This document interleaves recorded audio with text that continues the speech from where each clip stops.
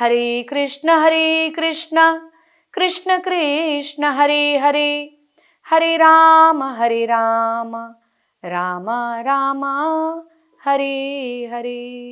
ಮನಸ್ಸನ್ನು ನಿಯಂತ್ರಿಸೋದಕ್ಕೆ ಯೋಗಾಭ್ಯಾಸ ಒಂದು ಮಾರ್ಗ ಆದರೆ ಕೂಡ, ಅಂದರೆ ಧ್ಯಾನ, ಯೋಗ ಮಾಡುವಂಥದ್ದು. ಆದರೆ ಎಲ್ಲದಕ್ಕಿಂತ ಮುಖ್ಯವಾದಂಥ ವಿಧಾನ ಅಂದರೆ ಭಕ್ತಿಯನ್ನು ಮಾಡುವಂಥದ್ದು. ಸೊ ಭಗವಂತನಲ್ಲಿ ನಮ್ಮ ಮನಸ್ಸು ನಿಂತಾಗ ಆ ಮನಸ್ಸು ನಮಗೆ ತೊಂದರೆಯನ್ನು ಕೊಡಲಾರದು. ಅಂಬರೀಷ ಮಹಾರಾಜನ ಹಾಗೆ ಸವೈ ಮನಃ ಕೃಷ್ಣ ಪದಾರ ವಿಂದಯೋ ವಚಾಂಸಿ ವೈಕುಂಠ ಗುಣಾನು ವರ್ಣನೆ ಕರೌ ಹರೇರ್ ಮಂದಿರ ಮಾರ್ಜನಾದಿಶು. ಸೊ ಅಂಬರೀಷ ಮಹಾರಾಜ ತನ್ನ ಎಲ್ಲ ಇಂದ್ರಿಯಗಳನ್ನು ಭಗವಂತನ ಸೇವೆಯಲ್ಲಿ ಮೀಸಲಿಟ್ಟಿದ್ದಂತೆ ತನ್ನ ಮನಸ್ಸನ್ನ ಭಗವಂತನ ಪಾದಾರ ವಿಂದಗಳಲ್ಲಿ ಅವನು ನೆಟ್ಟಿದ್ದರಿಂದ ಅವನಿಗೆ ಮನಸ್ಸಿನ ನಿಯಂತ್ರಣದ ಅವಶ್ಯಕತೆಯೇ ಬೀಳಲಿಲ್ಲ ಅಂತ ಇಲ್ಲಿ ವಿವರಿಸಲಾಗುತ್ತದೆ. ಸೊ ಈಗ ಮನಸ್ಸನ್ನ ನಿಯಂತ್ರಿಸುವುದಕ್ಕೆ ಇರುವಂತಹ ಒಂದು ವಿಧಾನ ಏನದು? ಅಷ್ಟಾಂಗ ಯೋಗ.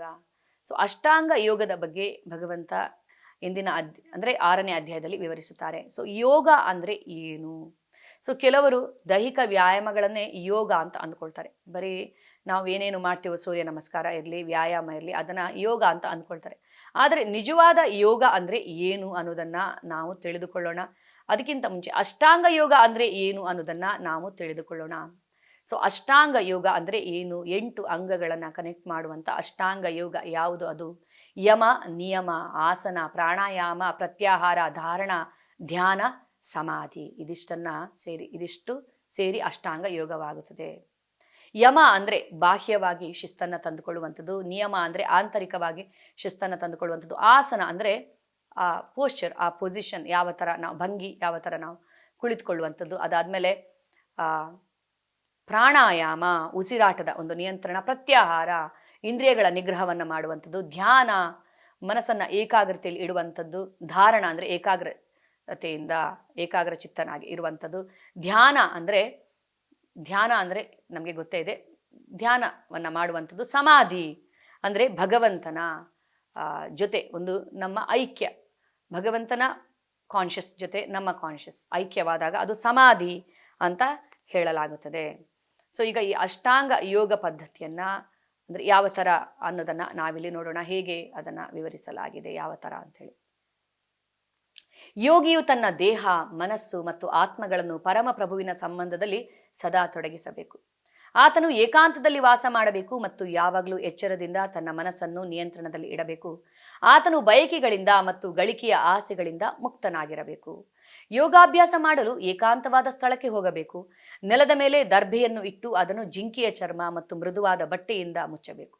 ಸೊ ಯಾಕೆ ಜಿಂಕೆಯ ಚರ್ಮದಿಂದ ಅದನ್ನು ಮುಚ್ಚಬೇಕು ಅಂತ ಅಲ್ಲಿ ಹೇಳ್ತಾರೆ ಅಂದರೆ, ಈ ಸರೀಸೃಪಗಳು ಹರಿದಾಡುವಂಥ ಒಂದು ಈ ಸರೀಸೃಪಗಳು, ಹಾವುಗಳು ಹತ್ತಿರ ಬಾರದೇ ಇರುವ ಥರ. ಪೀಠವು ಬಹಳ ಎತ್ತರವಾಗಿಯೂ ಇರಬಾರದು, ಬಹಳ ತಗ್ಗಾಗಿಯೂ ಇರಬಾರದು ಮತ್ತು ಅದು ಪವಿತ್ರವಾದ ಸ್ಥಳದಲ್ಲಿ ಇರಬೇಕು. ಯೋಗಿಯು ಅದರ ಮೇಲೆ ದೃಢವಾಗಿ ಕುಳಿತು ತನ್ನ ಮನಸ್ಸನ್ನು, ಇಂದ್ರಿಯಗಳನ್ನು ಮತ್ತು ಕಾರ್ಯಗಳನ್ನು ನಿಗ್ರಹಿಸಿ ಮನಸ್ಸನ್ನು ಒಂದು ಬಿಂದುವಿನಲ್ಲಿ ಕೇಂದ್ರೀಕರಿಸಿ ಹೃದಯವನ್ನು ಶುದ್ಧೀಕರಿಸಲು ಯೋಗಾಭ್ಯಾಸ ಮಾಡಬೇಕು.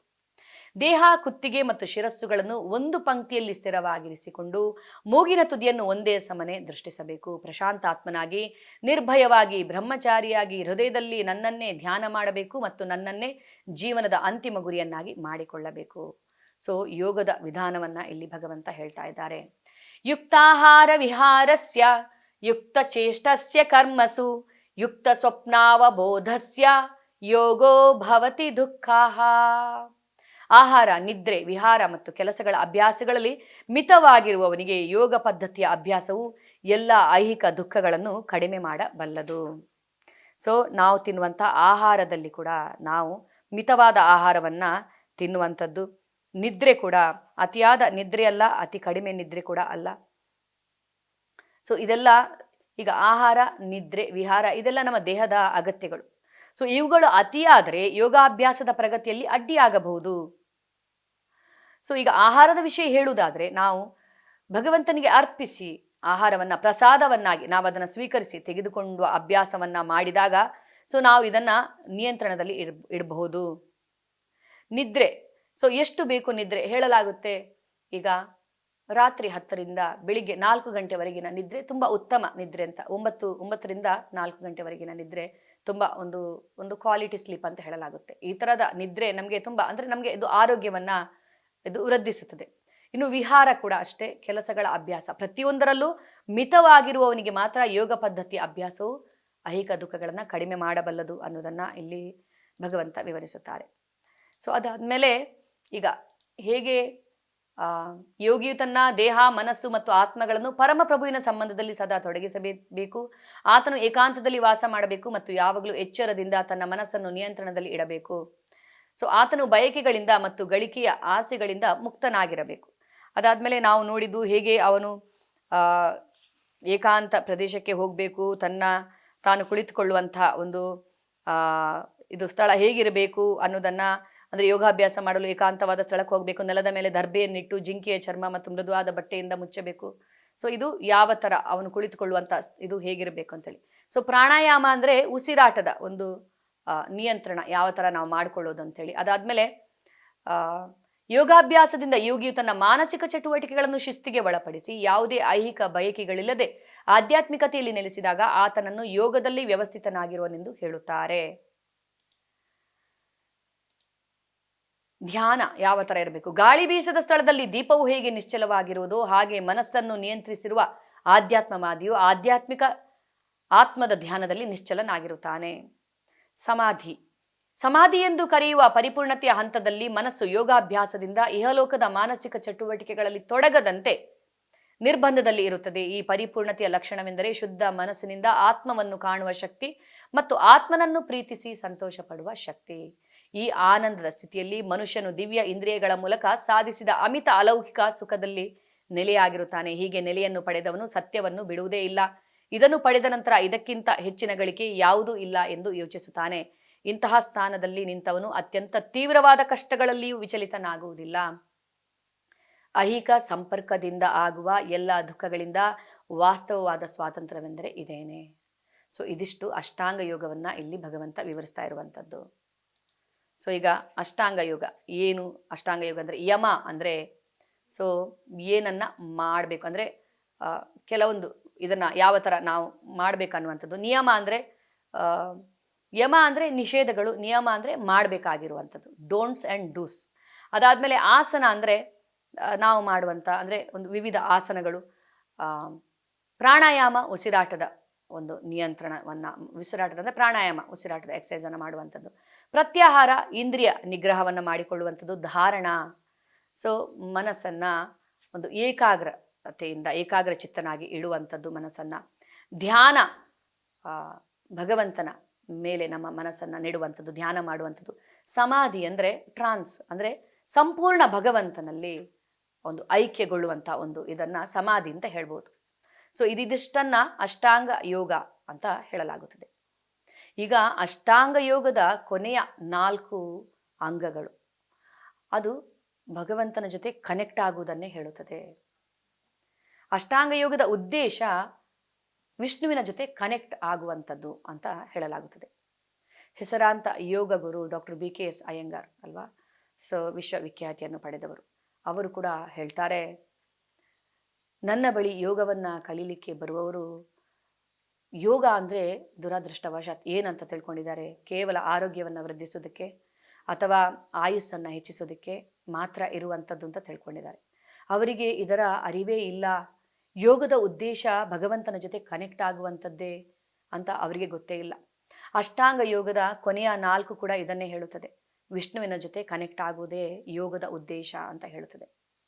ಆದ್ರಿಂದ ನಾನು ಒಂದು ಪುಸ್ತಕವನ್ನು ಬರೆಯುತ್ತೇನೆ, ಪ್ರಪತ್ತಿ ಅಂಥೇಳಿ, ಕೋರ್ ಯೋಗ ಅಂದರೆ ಕೋರ್ ಯೋಗ ಅಂತ ಒಂದು ಪುಸ್ತಕವನ್ನು ಬರೀತೇನೆ. ಈ ಮೂಲಕ ನಾನು ಎಲ್ಲರಿಗೆ ತಿಳಿಸ ಬಯಸುತ್ತೇನೆ ಯೋಗದ ಉದ್ದೇಶ ಭಗವಂತನ ಜೊತೆ ಕನೆಕ್ಟ್ ಆಗುವುದೇ ಅನ್ನೋದನ್ನು ನಾನು ತಿಳಿಸ ಬಯಸ್ತೇನೆ ಅಂತೇಳಿ ಅವರೊಂದು ಪುಸ್ತಕವನ್ನು ಬರೆದಿದ್ದರು. ಪ್ರಪತ್ತಿ ಅಂದರೆ ವಿಷ್ಣುವಿನ ಜೊತೆ ಹೇಗೆ ಕನೆಕ್ಟ್ ಆಗುವಂಥದ್ದು ಅಂತೇಳಿ.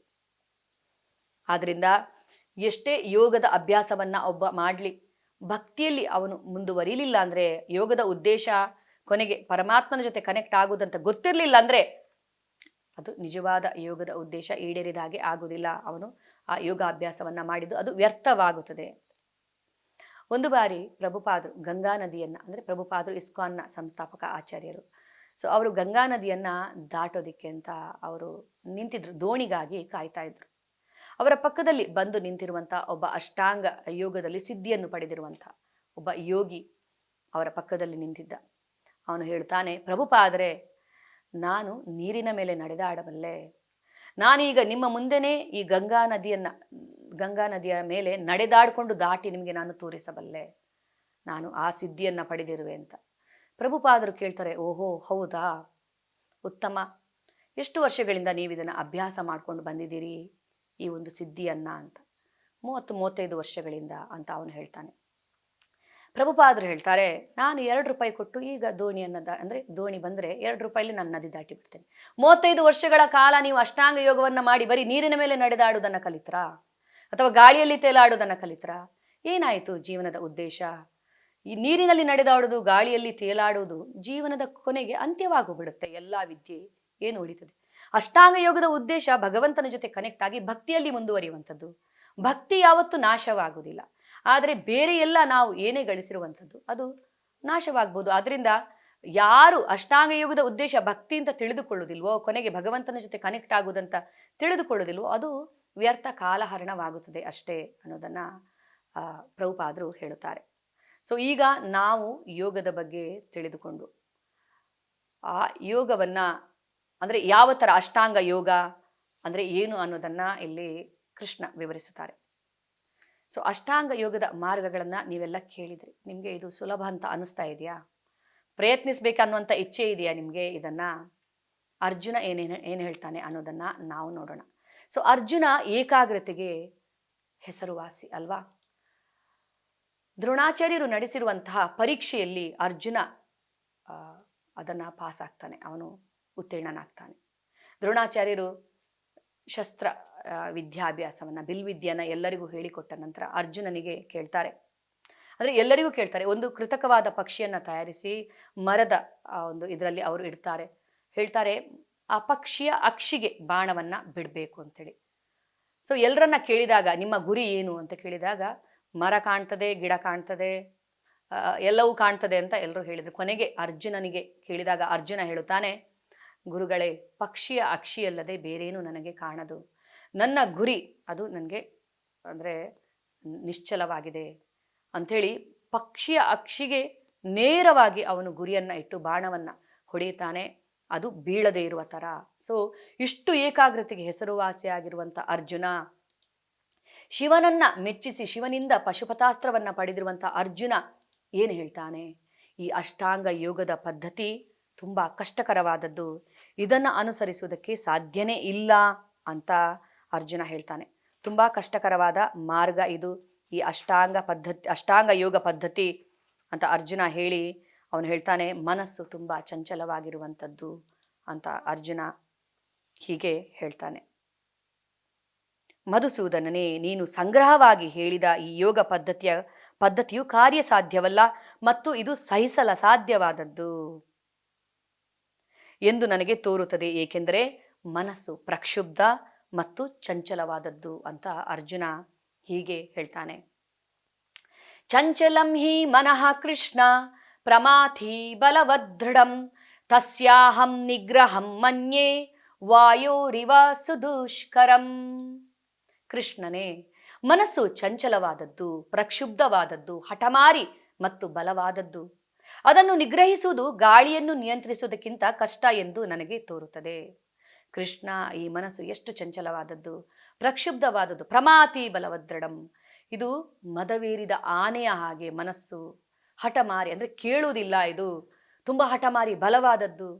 ಚಲಿಸುತ್ತಾ ಇರುವಂಥ ಗಾಳಿಯನ್ನು ನನ್ನ ಬಾಣಗಳ ಒಂದು ಇದರಿಂದ ನಾನು ಶಕ್ತಿಯಿಂದ ಅದನ್ನು ನಾನು ನಿಲ್ಲಿಸಬಲ್ಲೆ, ನನ್ನ ಆ ಸಾಮರ್ಥ್ಯ ನನಗೆ ಇದೆ. ಆದರೆ ಮನಸ್ಸನ್ನು ಮಾತ್ರ ನಿಗ್ರಹಿಸಲಿಕ್ಕೆ ನನಗೆ ಸಾಧ್ಯನೇ ಇಲ್ಲ. ಮನಸ್ಸು ತುಂಬ ತೊಂದರೆಯನ್ನು ಕೊಡುತ್ತದೆ ಕೃಷ್ಣ ನನಗೆ ಅಂತ ಅರ್ಜುನ ಹೇಳುತ್ತಾನೆ. ಸೊ ಆಗ ಭಗವಂತ ಏನು ಹೇಳ್ತಾರೆ ಅಂತೇಳಿ ನಾವು ನೋಡೋಣ. ಶ್ರೀ ಭಗವಾನುವಾಚ ಅಸಂಶಯಂ ಮಹಾಬಾಹೋ ಮನೋ ದುರ್ನಿಗ್ರಹಂ ಚಲಂ ಅಭ್ಯಾಸೇನ ತು ಕೌಂತೇಯ ವೈರಾಗ್ಯೇಣ ಚ ಗೃಹ್ಯತೆ. ಭಗವಂತನು ಹೀಗೆ ಹೇಳಿದನು, ಮಹಾಬಾಹು ಕುಂತಿಯ ಮಗನೂ ಆದ ಅರ್ಜುನನೇ, ಚಂಚಲವಾದ ಮನಸ್ಸನ್ನು ನಿಗ್ರಹಿಸುವುದು ಬಹಳ ಕಷ್ಟ. ಆದರೂ ಯೋಗ್ಯವಾದ ವೈರಾಗ್ಯದಿಂದ ಮತ್ತು ಅಭ್ಯಾಸದಿಂದ ಅದನ್ನು ನಿಗ್ರಹಿಸಬಹುದು. ಅಸಂಶಯಂ ಮಹಾಬಾಹೋ, ಸಂಶಯವೇ ಇಲ್ಲ, ನೋ ಡೌಟ್ಸ್ ಎಟ್ ಆಲ್. ಮನಸ್ಸನ್ನು ನಿಗ್ರಹಿಸೋದು ತುಂಬ ಕಷ್ಟ, ಹೌದು, ನಾನು ಒಪ್ಪಿಕೊಂಡೆ. ಆದರೆ ಸಾಧ್ಯನೇ ಇಲ್ಲ ಅಂಥೇಳಿ ಅಲ್ಲ, ಸಾಧ್ಯ ಇದೆ. ಹೇಗೆ? ಯೋಗ್ಯವಾದ ವೈರಾಗ್ಯದಿಂದ ಮತ್ತು ಅಭ್ಯಾಸದಿಂದ ಅದನ್ನು ನಿಗ್ರಹಿಸಬಹುದು. ಯಾವ ಥರದ ವೈರಾಗ್ಯ? ಈಗ ಕೃಷ್ಣ ಪ್ರಜ್ಞೆ ಅನ್ನುವಂಥದ್ದು, ಭಗವಂತ ಭಗವದ್ಗೀತೆಯ ಉದ್ದಕ್ಕೂ ಡಿಟ್ಯಾಚ್ಮೆಂಟ್ ಬಗ್ಗೆ ಹೇಳ್ತಾ ಇಲ್ಲ, ಅಟ್ಯಾಚ್ಮೆಂಟ್ ಬಗ್ಗೆ ಹೇಳ್ತಾರೆ. ಸೊ ಡಿಟ್ಯಾಚ್ಮೆಂಟ್ ನಾವು ಮಾಡಬೇಕಂದ್ರೂ ನಮಗೆ ಡಿಟ್ಯಾಚ್ ಆಗೋದಕ್ಕೆ ಸಾಧ್ಯವಿಲ್ಲ. ಆದರೆ ಯೋಗ್ಯವಾದ ವಿಷಯದ ಜೊತೆ ನಮಗೆ ಅಟ್ಯಾಚ್ ಆದಾಗ ಬೇಡವಾದ ವಿಷಯದ ಬಗ್ಗೆ ಡಿಟ್ಯಾಚ್ಮೆಂಟ್ ತನ್ನಿಂತಾನೇ ಆಗುತ್ತೆ ಅಲ್ವಾ? ಆದ್ದರಿಂದ ಭಗವಂತನೊಡನೆ ಅಟ್ಯಾಚ್ ಆಗುವುದೇ ಭೌತಿಕ ಜಗತ್ತಿನೊಡನೆ ಡಿಟ್ಯಾಚ್ ಆದ ಹಾಗೆ. ಆದ್ದರಿಂದ ಭಗವದ್ಗೀತೆಯ ಜ್ಞಾನ ನಮಗೆ ಡಿಟ್ಯಾಚ್ಮೆಂಟ್ ಬಗ್ಗೆ ಅಲ್ಲ, ಅಟ್ಯಾಚ್ಮೆಂಟ್ ಬಗ್ಗೆ ಹೇಳುತ್ತದೆ. ಭಗವಂತನ ಜೊತೆ ನೀವು ಕನೆಕ್ಟ್ ಆಗಿ ಅನಾವಶ್ಯಕವಾದ ವಿಷಯಗಳು ತನ್ನಿಂತಾನೇ ಡಿಟ್ಯಾಚ್ಡ್ ಆಗೋಗುತ್ತೆ ಅನ್ನೋದನ್ನ. ಸೊ ಇಲ್ಲಿ ವೈರಾಗ್ಯದ ಬಗ್ಗೆ ಭಗವಂತ ಹೇಳ್ತಾರೆ. ಯಾವ ಥರದ ವೈರಾಗ್ಯ ಅಂದರೆ ಅನಾವಶ್ಯಕವಾದ ವಿಷಯಗಳನ್ನ ಬಿಟ್ಟು ಬಿಡಬೇಕು. ನಿನಗೆ ಅಗತ್ಯ ಇಲ್ಲ, ಅದು ನಿನ್ನ ಉನ್ನತಿಯನ್ನ ಮಾಡುವುದಿಲ್ಲ. ಈ ಭೌತಿಕ ವಿಷಯಗಳು, ಸೊ ಇಂದ್ರಿಯ ಬಯಕೆಯ ವಿಷಯಗಳು ಎಲ್ಲವೂ ನಿನಗೆ ತೊಂದರೆಯನ್ನ ಕೊಡುತ್ತದೆ. ಆದ್ದರಿಂದ ನೀನು ಅನಾವಶ್ಯಕವಾದ ವಿಷಯಗಳ ಜೊತೆ ವೈರಾಗ್ಯವನ್ನ ಇಟ್ಕೋ. ಅದನ್ನು ಹೇಗೆ ಮಾಡಬಹುದು? ನೀನು ಉತ್ತಮ ಅಭಿರುಚಿಯನ್ನ ನೀನು ಬೆಳೆಸಿಕೊಂಡಾಗ ನಿನ್ನ ಜೀವನದಲ್ಲಿ. ಸೊ ಈಗ ನಮಗೆ ಜೀವನದಲ್ಲಿ ಹೈಯರ್ ಟೇಸ್ಟ್ ಸಿಕ್ಕಿದಾಗ ಲೋವರ್ ಟೇಸ್ಟ್ ಬಗ್ಗೆ ನಾವು ಅಷ್ಟೊಂದು ಅಂದರೆ ಯೋಚನೆ ಮಾಡೋದಿಲ್ಲ ಅಲ್ವಾ? ಈಗ ಇರುವಾಗ ನಾವು ಟಾಯ್ಸ್ ಜೊತೆ ಆಟ ಆಡ್ತಾ ಇದ್ವು, ಆಟಿಕೆ ಜೊತೆ. ನಮ್ಗೀಗ ಅದರ ಜೊತೆ ಆಟ ಆಡ್ಬೇಕಂತ ಅನ್ಸುತ್ತಾ? ಇಲ್ಲ. ಯಾಕಂದ್ರೆ ಅದು ಮಕ್ಕಳ, ಇದು ನಮ್ದು ಬುದ್ಧಿ ಬೆಳೆದಿದೆ, ಇವಾಗ ಏನು ಅನ್ನೋದು ನಮ್ಗೆ ಗೊತ್ತಾಗಿದೆ. ಅದೇ ಥರ ಸೊ ಹೈಯರ್ ಟೇಸ್ಟ್ ನಮಗೆ ಉನ್ನತವಾದದ್ದು ಸಿಕ್ಕಿದಾಗ ಅಗತ್ಯ ಇಲ್ಲದರ ಬಗ್ಗೆ ತನ್ನಿಂತಾನೇ ಆಸಕ್ತಿ ಕಡಿಮೆ ಆಗುತ್ತದೆ. ಆದ್ದರಿಂದ ಅನಾವಶ್ಯಕವಾದ ವಿಷಯಗಳ ಬಗ್ಗೆ ವೈರಾಗ್ಯ, ಅವಶ್ಯಕವಾದ ವಿಷಯಗಳನ್ನ ಜೀವನದಲ್ಲಿ ಅಭ್ಯಾಸ ಮಾಡೋದನ್ನ ಕಲಿತ್ಕೊಳ್ಬೇಕು. ಪ್ರಾಕ್ಟೀಸ್ ಮೇಕ್ಸ್ ಮ್ಯಾನ್ ಪರ್ಫೆಕ್ಟ್ ಅಂತ ಹೇಳ್ತಾರೆ. ಯಾವ ಥರದ ಪ್ರಾಕ್ಟೀಸ್ ಮಾಡಬೇಕು? ಈಗ ಒಳ್ಳೆ ಥರದ ಪ್ರಾಕ್ಟೀಸ್ ಮನುಷ್ಯರನ್ನ ಪರ್ಫೆಕ್ಟ್ ಮಾಡ್ಬೋದು, ಆದರೆ ಕೆಟ್ಟ ಪ್ರಾಕ್ಟೀಸ್ ಮನುಷ್ಯರನ್ನ ಕೆಟ್ಟವರನ್ನಾಗಿ ಮಾಡ್ಬೋದು. ಈಗ ಕಳ್ಳತನವನ್ನೇ ಅಭ್ಯಾಸ ಮಾಡ್ಕೊಂಡು ಬಂದಿರೋವನ್ನ ಅದು ಕಳ್ಳತನವೇ ಅವನಿಗೆ ಅಭ್ಯಾಸ ಆಗೋಗ್ಬೋದು. ಆದರೆ ಎಲ್ಲಾ ಥರದ ಪ್ರಾಕ್ಟೀಸ್ ಮನುಷ್ಯರನ್ನ ಪರ್ಫೆಕ್ಟ್ ಮಾಡುವುದಿಲ್ಲ. ಸೂಕ್ತವಾದ ಅಭ್ಯಾಸವನ್ನ ಮಾಡಿದಾಗ ಮಾತ್ರ ಅವನು ಪರ್ಫೆಕ್ಟ್ ಆಗ್ತಾನೆ. ಆದ್ರಿಂದ ಪ್ರಾಕ್ಟೀಸ್ ಮೇಕ್ಸ್ ಮ್ಯಾನ್ ಪರ್ಫೆಕ್ಟ್, ಹೌದು. ಆದರೆ ಒಳ್ಳೆಯ ಅಭ್ಯಾಸ ಮಾತ್ರ ಅವನನ್ನು ಪರ್ಫೆಕ್ಟ್ ಆಗಿ ಮಾಡಬಹುದು. ಒಳ್ಳೆಯ ಅಭ್ಯಾಸ ಯಾವುದು? ಸೊ ಈಗ ಭಗವಂತನ ನಾಮ ರೂಪ ಗುಣ ಲೀಲೆಗಳು ಎಲ್ಲವೂ ಪಾಸಿಟಿವ್ ವೈಬ್ರೇಷನ್ ಕೂಡಿದೆ. ಸೊ ಇದನ್ನ ನಾವು ಭಗವಂತನ ಬಗ್ಗೆ ಕೇಳುವುದನ್ನ, ಶ್ರವಣದ ಅಭ್ಯಾಸ ಮಾಡಿಕೊಂಡಾಗ, ಭಗವಂತನ ನಾಮ ಜಪದ ಅಭ್ಯಾಸವನ್ನ ನಾವು ಮಾಡಿಕೊಂಡಾಗ, ಭಗವಂತನ ಲೀಲೆಗಳನ್ನ ನಾವು ಸ್ಮರಣೆ ಮಾಡುವುದನ್ನ ನಾವು ಅಭ್ಯಾಸ ಮಾಡಿಕೊಂಡಾಗ ನಮ್ಮ ಮನಸ್ಸು ನಿಯಂತ್ರಣದಲ್ಲಿ ತನ್ನಿಂತಾನೇ ಇರುತ್ತದೆ. ನಮ್ಮ ಮನಸ್ಸಿಗೆ ಒಳ್ಳೆಯ ವಿಷಯಗಳನ್ನ ನಾವು ಕೊಟ್ಟಾಗ ಯಾಕೆ ಮನಸ್ಸು ಕೆಟ್ಟ ವಿಷಯಗಳ ಬಗ್ಗೆ ಯೋಚನೆಯನ್ನ ಮಾಡುತ್ತೆ? ಮಾಡೋದಿಲ್ಲ ಅಲ್ವಾ? ಅದೇ ತರ ಅಂಬರೀಷ ಮಹಾರಾಜ ಸವೈ ಮನಃ ಕೃಷ್ಣ ಪದಾರ ವಿಂದೆಯೋ. ಸೊ ಕೃಷ್ಣನ ಪಾದರ ವಿಂದದಲ್ಲಿ ನನ್ನ ಮನಸ್ಸು ನೆಟ್ಟಾಗ ಹೇಗೆ ನನ್ನ ಮನಸ್ಸು ನನಗೆ ತೊಂದರೆಯನ್ನ ಕೊಡ್ಲಿಕ್ಕೆ ಸಾಧ್ಯ? ಮನಸ್ಸಿನಲ್ಲಿ ಏನು ಇಲ್ಲದಿದ್ದಾಗ ಕೆಟ್ಟ ಯೋಚನೆಗಳು ಬರ್ಬೋದು. ಆದ್ರೆ ಮನಸ್ಸು ತುಂಬಾ ಒಳ್ಳೆಯ ವಿಷಯಗಳಿಂದ ತುಂಬಿದೆ ಅಲ್ಲ. ಭಗವಂತನ ಪ್ರತಿಯೊಂದು ಅಂದ್ರೆ ನಾಮ ರೂಪ ಗುಣ ಲೀಲೆಗಳೆಲ್ಲವೂ ಪಾಸಿಟಿವ್ ವೈಬ್ರೇಷನ್ ಇಂದ ತುಂಬಿದೆ. ಸೊ ನೆಗೆಟಿವಿಟಿಗೆ ಅವಕಾಶ ಎಲ್ಲಿ ಇರುತ್ತದೆ? ಆದ್ರಿಂದ ನಾವು ಸೂಕ್ತವಾದ ಅಭ್ಯಾಸವನ್ನ ನಾವು ಮಾಡಿಕೊಳ್ಬೇಕು. ಭಗವಂತನ ನಾಮ ಜಪವನ್ನ ಮಾಡುವಂಥದ್ದು, ಭಗವದ್ಗೀತೆಯನ್ನ ಓದುವಂಥದ್ದು, ಭಗವಂತನ ಬಗ್ಗೆ ಕೇಳುವಂಥದ್ದು. ಸತತಂ ಕೀರ್ತಯಂತೋ ಮಾಂ ಅಂತ ಭಗವಂತ ಹೇಳ್ತಾರೆ. ಯಾವಾಗಲೂ ನನ್ನ ಸ್ಮರಣೆಯನ್ನ ಮಾಡ್ತಾ ಇದ್ದಾಗ ನೀನು ಈ ಐಹಿಕ ಪ್ರಪಂಚದ ಬಂಧನದಿಂದ ನೀನು ಪಾರಾಗುತ್ತೀಯಾ, ಮತ್ತೆ ನಿನ್ಗೆ ಅಂದ್ರೆ ನೀನು ನನ್ನಲ್ಲಿಗೆ ಬರುತ್ತೀಯಾ ಅಂತ ಭಗವಂತ ಹೇಳ್ತಾರೆ. ಆದ್ರಿಂದ ಸೂಕ್ತವಾದ ಅಭ್ಯಾಸವನ್ನ ಮಾಡ್ಬೇಕು. ಈಗ ವರ್ಷ ಪೂರ್ತಿ ಚೆನ್ನಾಗಿ ಅಭ್ಯಾಸ ಮಾಡಿರುವಂಥ ವಿದ್ಯಾರ್ಥಿ ಕೊನೆಗೆ ಪರೀಕ್ಷೆಯಲ್ಲಿ ಉತ್ತಮ ಅಂಕಗಳೊಂದಿಗೆ ಅವಳು ತೇರ್ಗಡೆ ಹೊಂದುತ್ತಾಳೆ ಅಲ್ವಾ ವಿದ್ಯಾರ್ಥಿನಿ. ಅದೇ ಅಭ್ಯಾಸವನ್ನು ಮಾಡದಿರುವಂಥ ವಿದ್ಯಾರ್ಥಿ ಕೊನೆಗೆ ನಾನು ನಾಳೆ ಎಕ್ಸಾಮ್ ಇದೆ, ಇವತ್ತು ರಾತ್ರೋರಾತ್ರಿ ಓದಿ ಬರೀತೀನಿ ಅಂದರೆ ಅವನು ಪಾಸ್ ಆಗೋದಕ್ಕೆ ಸಾಧ್ಯನಾ? ಇಲ್ಲ. ಅದೇ ಥರ ನಾವು ಜೀವನ ಪೂರ್ತಿ ಏನನ್ನ ಅಭ್ಯಾಸ ಮಾಡ್ತೀವೋ ಅದೇ ಕೊನೆಗೆ ನಮ್ಮ ಎಕ್ಸಾಮ್, ಮೃತ್ಯು ಅನ್ನುವಂಥ ಎಕ್ಸಾಮಿನ ಸಮಯದಲ್ಲಿ ನಾವು ಪಾಸ್ ಆಗೋದಕ್ಕೆ ನಮಗೆ ಸಾಧ್ಯ ಆಗುತ್ತೆ ಭಗವಂತನ ನಾಮಸ್ಮರಣೆಯನ್ನ ಮಾಡೋದ್ರ ಮೂಲಕ. ಸೊ ಇಲ್ಲಿ ಸೂಕ್ತವಾದ ಅಭ್ಯಾಸ ಮಾಡೋದರ ಅವಶ್ಯಕತೆ ಇದೆ ಅನ್ನೋದನ್ನ ಭಗವಂತ ಹೇಳ್ತಾರೆ. ಅಭ್ಯಾಸದ ಮೂಲಕ ಮನಸ್ಸನ್ನ ನಿಯಂತ್ರಿಸೋದಕ್ಕೆ ಸಾಧ್ಯ. ಸೊ ಮನಸ್ಸನ್ನ ನಿಯಂತ್ರಿಸಲು ವಿವಿಧ ವಿಧಾನಗಳು, ದೈಹಿಕ, ಮಾನಸಿಕ ಮತ್ತು ಆಧ್ಯಾತ್ಮಿಕ ಅಲ್ವಾ? ಸೊ ದೈಹಿಕ ವಿಧಾನಗಳು ಏನ್ ಮಾಡುವಂಥದ್ದು, ಮಾನಸಿಕವಾಗಿ ನಾವು ಅಂದ್ರೆ ಯೋಗಾಭ್ಯಾಸ ಮಾಡುವಂಥದ್ದು, ಧ್ಯಾನ ಮಾಡುವಂಥದ್ದು. ಆಧ್ಯಾತ್ಮಿಕ ವಿಧಾನ ಏನು? ಭಗವಂತನ ಜೊತೆ ಕನೆಕ್ಟ್ ಆಗುವಂಥದ್ದು. ಸೊ ಎಲ್ಲದಕ್ಕಿಂತ ಉತ್ತಮವಾದದ್ದು ಆಧ್ಯಾತ್ಮಿಕ ವಿಧಾನ. ತುಂಬಾ ಸುಲಭ, ಅವು ಮನಸ್ಸಿನ ಶಾಶ್ವತ ಶುದ್ಧೀಕರಣಕ್ಕೆ ಕಾರಣವಾಗುತ್ತವೆ.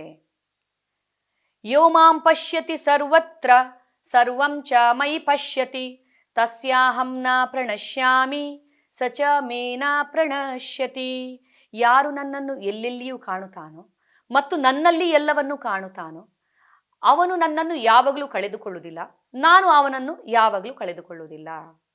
ಸೊ ಎಲ್ಲ ಕಡೆ ನಾವು ಭಗವಂತನನ್ನ ಕಂಡಾಗ, ಸೊ ಎಲ್ಲವನ್ನ ಭಗವಂತನಲ್ಲಿ ನಾವು ಕಂಡಾಗ ಯಾವಾಗಲೂ ಭಗವಂತ ನಮ್ಮ ಜೊತೆ ಇದ್ದೇ ಇರುತ್ತಾರೆ.